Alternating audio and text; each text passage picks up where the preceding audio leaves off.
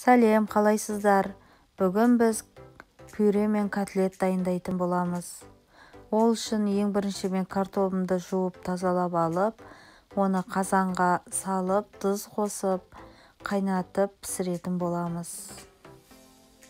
Одан соң котлетке қажетті нанымызға сүт қосып езіп аламыз. Сүттің орнына су қоссаңыздар да болады.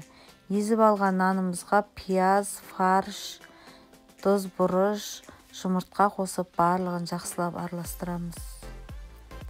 Барлығын жақсылап араластырып алып, котлеттер дайындаймыз. Барлық котлеттер дайындап болғаннан кейін ұнға аунатып алуды ұмытпаңыздар. Достар, видеоны соңына дейін қараңыздар, және де менің каналыма тіркеліп, лайк басып, пікір жазуды ұмытпаңыздар. Қызып тұрған табамызға котлеттерімізді салып, екі жағын қызарғанша қуырып аламыз. Мінекей достар, біздің картопымыз пісіп қалды.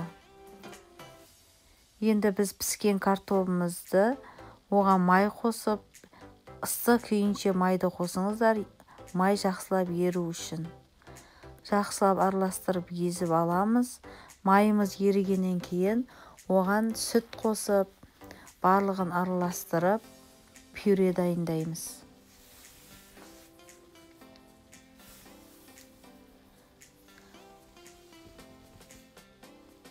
Достар, менің каналыма тіркелгеннен кейін қоңыраушаны басуды ұмытпаңыздар. Егерде қоңыраушаны басатын болсаңыздар, онда менің каналымдағы жаңа рецепттер сіздерге көрініп тұрады. Осындай пюре тамағы ол балалардың және үлкен ата-әжелердің сүйікті тағамы болып келеді. Біздің котлетіміз дайын болып қалды. Өте жұмсақ, өте дәмді болып шықты.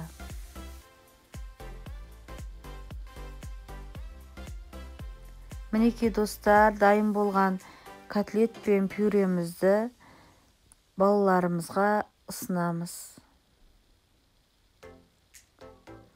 Әсіресе балалар пюре мен котлеттің өзін жегенді ұнатады, ал үлкендерімізге кішкене майға пияз қосып, томат салып, подлив дайындап берсеңіздер болады.